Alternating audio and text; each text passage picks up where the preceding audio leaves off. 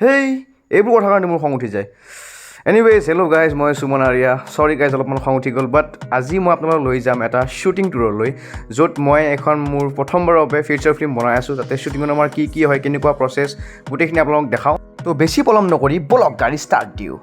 পোনপ্ৰথমে মই ফিল্মখন ডাইৰেকশ্যন লগতে এইবাৰ ফাৰ্ষ্ট টাইম মই স্ক্ৰিপ্টটো লিখি আছোঁ। তো it's a very huge task as a director and as a writer.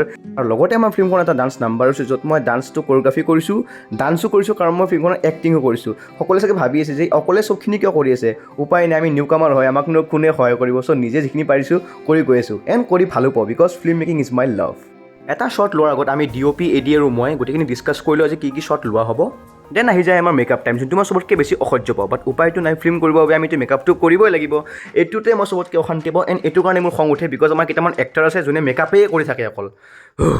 Then এইবোৰ হোৱাৰ পাছত আমি আগবাঢ়ো আমাৰ মেইন শ্বুটিঙলৈ। তো ব'লক তাৰে কেইটামান আমি ক্লিপছ দেখাওঁ।